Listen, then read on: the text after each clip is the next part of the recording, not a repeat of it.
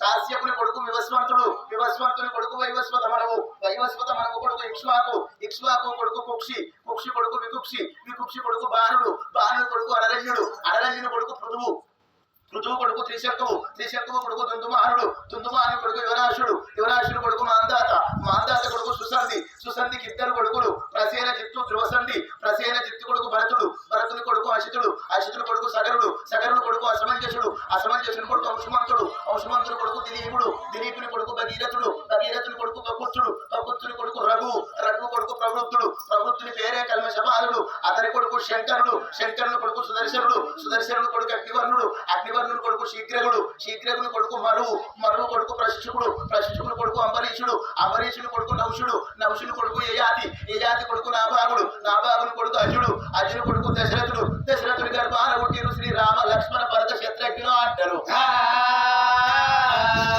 ఈయనకటి కాలాన శ్రీరామచంద్రునటువంటి భర్త దొరుకుడు భార్యకు అనుకూలంగా మెదిలేటోళ్ళు. ఇక ఇప్పటి కాలం కొంతమంది ఆటల రాక తీసుకుపోయి పెద్దగా చేరుపట్టి పాత్ర పెట్ట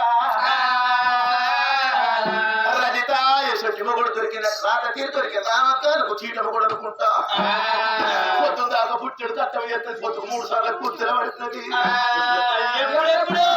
ఒక్కొక్క తల్లికి అయితే నా స్వామిరంగా నైట్ 8:30 పావులకు 9 అయితే అయిపోయి దానికున్న భయం వరకు వెళ్తాడు. ఏ కాళ్ళు ఎత్తడం 100 రూపాయలు కట్టం చేస్తే 110 రూపాయలు పంపేసుకుని ఇంటికి అతను అచ్చినోడు కాయసం మరి మలుచుకోమంటే ఏమనిపించింది. అచ్చినోడు అంటాడు ఆకలి ఇట్లా అన్నం పెట్టు, పొద్దున్న పొదుపు వచ్చినమ్మ కంచంలో అన్నం తీసుకొచ్చి గదగద అనుకుంటా ముందర పెడుతుంది. ఒక్క దాగిన మైకంలో ఎమ్మిది దూపుతాడు, కింద కలుపుతాడు. అయ్యా పల్లెం ఎక్కడ ఉన్నది బాంటే నువ్వు ఎక్కడ కలుపుతున్నావు అంటే రండి కొడుకు పిల్లవ కలపక కలపక పల్లెమదే దొరుకుతాడు చూడు. ఆకలి అవుతుంది అన్నం పెట్టు అంటాడు. కొద్దిగా లేచి చూస్తే వాడు మీద వండే తెలియదు, కింద వండే మంచం మీద వండే తెలియదు, మంచం కింద వండే తెలియదు.